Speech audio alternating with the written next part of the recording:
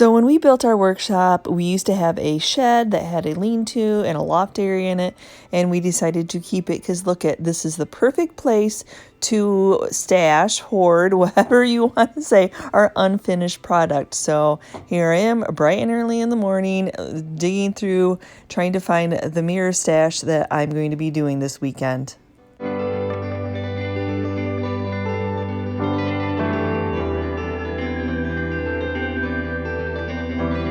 Hi guys, welcome back to the channel. It's Yvonne from Ginger Chick Rehab, and I have got to get some wall decor done. We had our open house. It's so funny how wall decor goes, mirrors, old windows, what have you, just decorative pieces. That does it sell, does it not sell? It seems like it just sits forever, then all of a sudden it just sells. So I am down to a couple pieces I want to redo. I've had them in the booth, changed them a couple times. So I'll probably separate this into a few videos, but do the same intro because I need to get some wall decor done this weekend. Yes, I have a weekend. I'm going to try to get it done so I can work on Christmas for you all. I had all these Christmas ideas after I got done with the open house, but no, I need to do some wall decor. So sometimes I have to do what's necessary for our booth, but oh, I do just want to start doing some Christmas for you all. So I find that when I'm thrifting mirrors, they range from $6 to $10. All depends on the day that they are being priced, but I definitely look for ones with a lot of detail on them. They just absolutely pop once they are painted. Sometimes they have some brokenness, but that just goes with the distressing. You don't have to usually worry about that too awful much. Then the other thing I look for in mirrors is that bevel, that beautiful beveled edge of the glass just has me every time. So I really do try to look for a little bit of some kind of a detail on it because those seem to sell better than just a plain frame. But this one, even though it just has a little bit of detail, it's just a massive, beautiful mirror. Now this one cost me a little bit more at the $15 price tag, but it's a mirror. It's beveled and it's a shelf, so multi-purpose right here.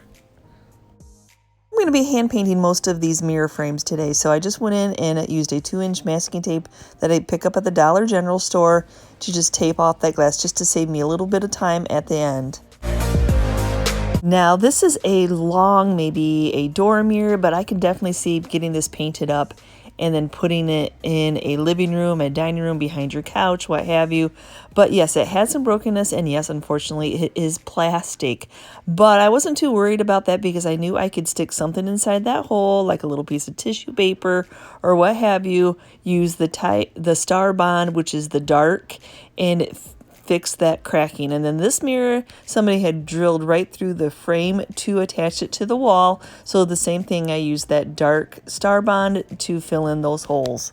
And now to get all these mirror frames cleaned up, I'm just using some hot water and some Superclean just in a bucket of water and getting them all nice and cleaned.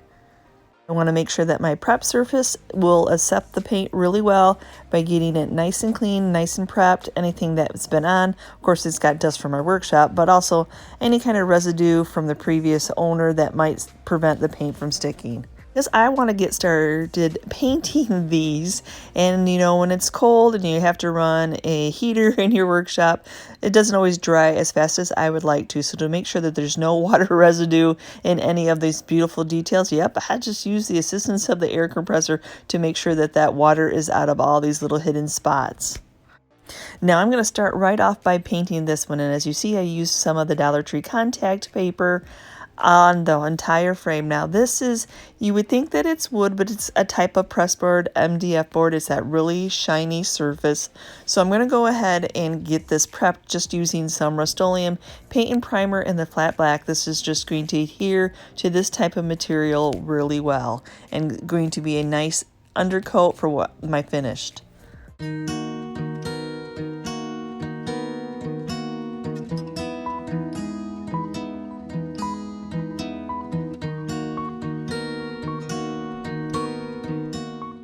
So for a lot of these other frames, I'm going to go in with this Rust-Oleum and milk paint in the Eclipse color. I am just loving this black. It's not a true black, but it's just, oh, I just absolutely love it. And I know that this frame is already black, but it has a little bit of wear and damaged, and I just want to make sure that I'm covering it up and give it a nice fresh coat. And I definitely love this type of brush when it comes to these details. I can do that swirling. I've got a lot of deepness to get into. It holds a lot of paint, and I can swirl it and not worry about it's got that nice soft bristles on it that I don't have to worry about all of a sudden I'm picking bristles off out of my paint. So this is just the perfect paintbrush for the job. And then some of this is that really smooth surface that I might have to go back, because usually the black will cover in one coat, but sometimes when you have a smooth surface like this, it's going to take me a couple coats.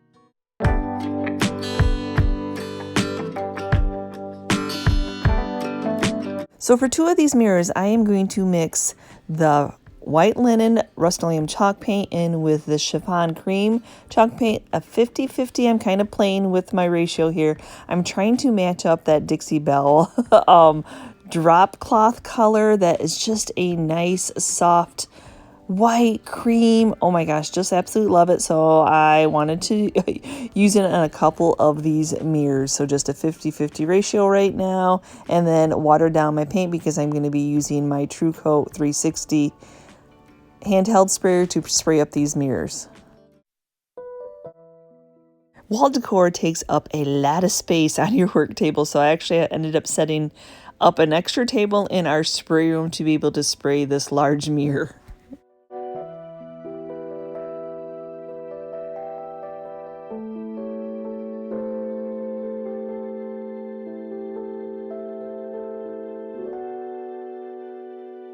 Now that first coat is dry, I can go back, and especially on this mirror, like I said, you can pre-sand, but I don't know what kind of mess I would get into underneath what the mirror is. So just doing a few coats. Once it gets that first initial coat on, there's something for that next layer of paint to grab onto. So even though it looked like most of the other mirrors were completely covered, I did just go back through in any of that smoother area and make sure that everything was filled in. Usually this is the point where I would start water distressing the pieces or sanding the pieces to get into that detail. But I thought, it's kind of fun to try a different technique, even though I said earlier I may not try a different technique. When I was looking at these pieces and all that detail, and I thought, you know what? I have some of these waxes that are colored. I have some silver. I have some little bit of gold paint. Why not just go in and do a dry brush technique and let the dry brush, I looked in my brushes where I'm like, okay, which ones are flared out and have been used and abused a lot and would be perfect for dry brushing onto this detail. So I'm going to start off with this mirror. I'm going to go for the silver only because I'm hoping to do a transfer on the mirror itself, because the mirror is very old and aged. So I thought maybe that would go with the transfer. I just kept working around each of the areas of the mirror, seeing it until I was happy and I loved it. And it's funny because I kind of think the silver looks like it's white on this black. I do think because it's a milk paint and it's not sealed in, it's kind of soaking into the paint a little bit. So I did have to do a couple coats, but I'm just going in gingerly, taking my time, just a little bit of product with that silver wax. For the next mirror, I'm going to do the exact same thing. I was liking how that was feeling, how it was turning out. So I'm going to take some of a gold paint that I have, a little detail paint, and then some of my Varathane clear wax. I'm going to mix the two together on a paper plate, and I'm going to do that same thing with all this detail, because the detail underneath here, when I start to water distress it or sand it, I may just get to that gold that was underneath there, but sometimes when you're having to sand, you might get down to that wood, and I just really want these details to pop in the gold. So same thing, found a brush that was used and abused, where all the bristles are all flared out, and then just going in lightly, letting that just ever so slightly touch the detail.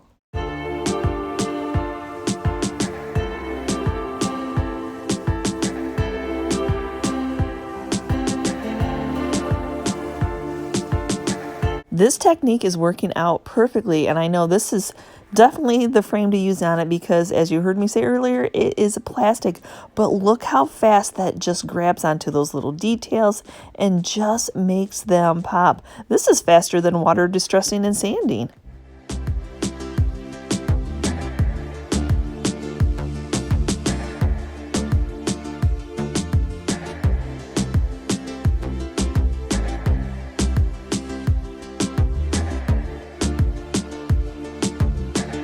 On this frame, don't you love that color? Oh my gosh, it's a cream, it's a white, it's just a perfect color. So yes, I'm like, okay, well, I planned on water distressing it and sanding it a little bit, but I'm like, what can I do to make these details pop?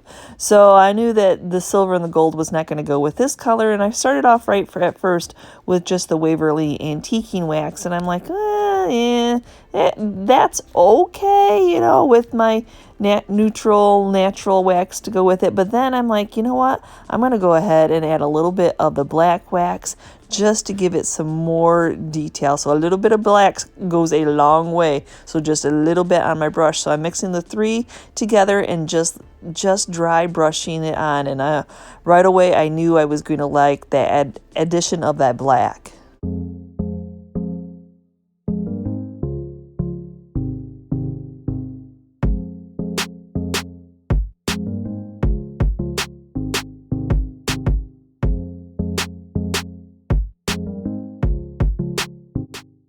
Actually had to go up ahead and do 3 coats of paint on this frame, so but then I'm like, this just has just a wee bit of detail. There's not a ton of detail, but I'm having so much fun doing this technique. I'm like, yep, I'm gonna go ahead and do this too. So now that was fun mixing all those waxes together on my white creamish frame, that I was like, oh, okay. So I started off with the silver. I'm like, yeah, that's okay. But then I'm like, I'm going to go over with some of that gold, and oh, do I love it. So that other frame, after I get the transfer on, I might go back through and pop if it's just not pleasing to my eye a little bit. But oh, I definitely, because the silver wax looks white to me on there, I definitely wanted it to look like a more of metallic detail. So look at how just going in gingerly, just letting that brush hit those raised details just automatically makes them pop right up. And the silver is nice, but a little bit more of that additive with that gold. Ooh, don't you love it?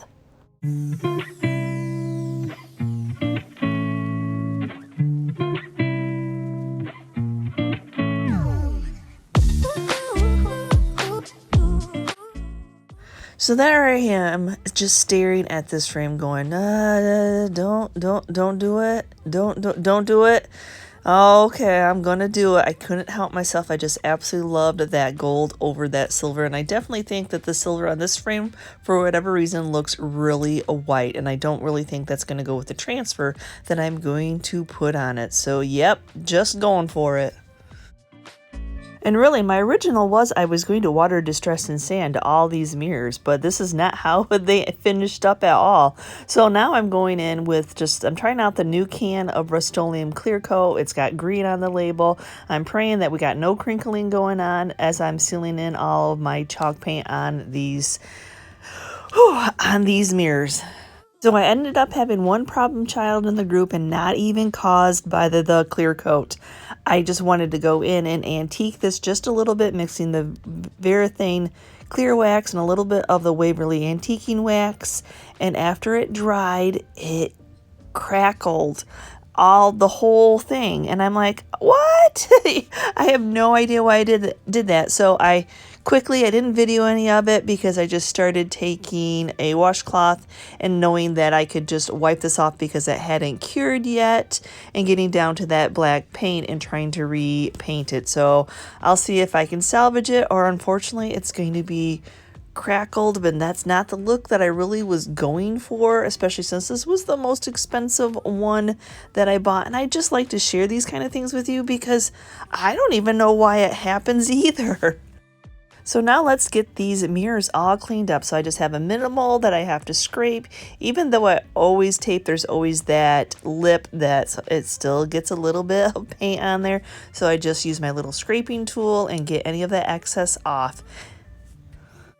So my go-to is always to use my Norwex cloths on glass cleaning, but I ended up just using my spray bottle of water to add water to the mirrors to clean them because I had used my bucket of water trying to get that paint off that one mirror so I could see if I could salvage it. So on the smallest of the mirrors, I'm going to be putting a transfer on only because it has a lot of wear on the mirror itself. So just to blend that all in together, I just did another mirror and one of the other videos like that, and I absolutely loved that look. So I have these IOD transfers that I bought at Birds Gotta Fly Vintage. Actually forgot about them and forgot that they were 4 separate ones that I could cut them down and use on this mirror.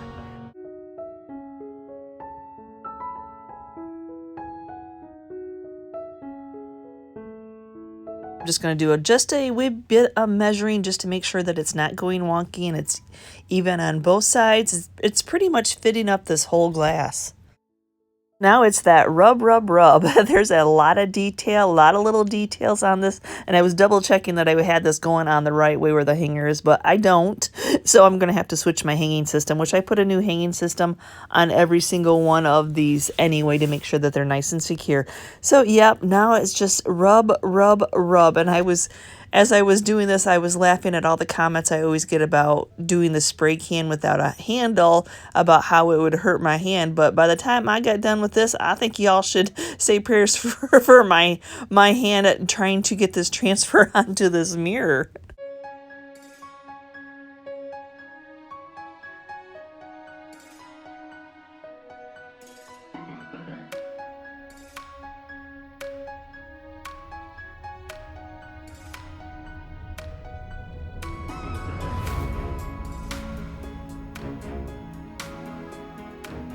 Now to tie this transfer all in together and seal it in, I'm just going in, I'm going to dip my paper towel in just with that clear Varathane wax and then a little bit of this gold metallic, and that's really going to tie this transfer in with the sides that I just ever so slightly dusted with that gold. So yep, you don't have to worry about it. It comes right off. It rubs right off that mirror.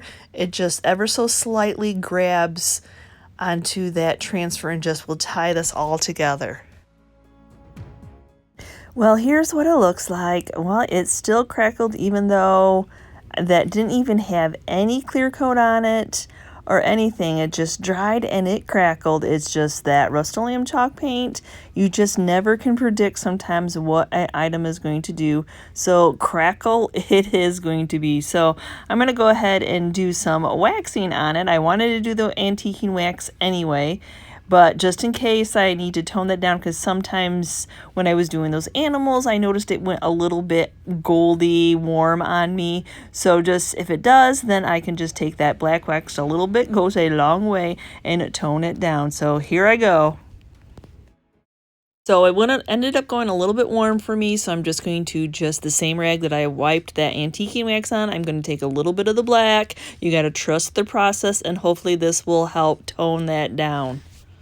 Here's the side that I used the black on, and then here's the side that I had not yet. So you can see how a little bit different. I know that it's taking a little bit more off of it, and then I'm going to go ahead and go over it with just the clear wax, and we're going to walk away for the night and let it dry. But I definitely finally love how it turned out. Yep, the cracks or crackles are just going to be there, but it definitely helped tone and bring this beautiful shelf mirror all together. Some things are unexpected and sometimes you just have to go with it.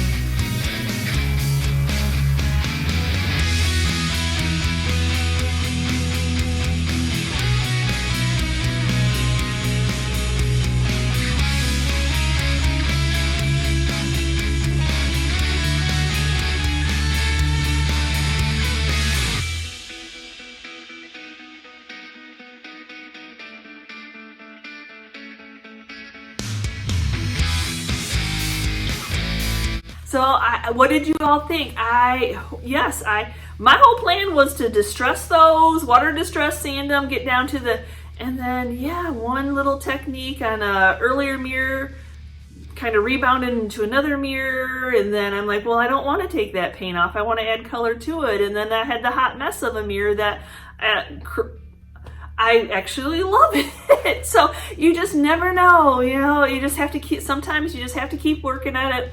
Sometimes just walk away from a project that's like, you are way too needy right now, and I just need to walk away from you. So anyway, so tell me what your feedback was. I had so much fun doing those goldy and the silvery and just the black wax and the brown wax, and oh my gosh, I cannot wait to see how these sell in our retail booth. And a lot of times, like I said, I try to keep a couple mirrors in at a time, and then when I'm getting like the wall decor itself, the decoupage mirrors have just been, I can't keep up with them. But hey, we got some more windows at an estate sale that we just happened to be driving and saw a sign.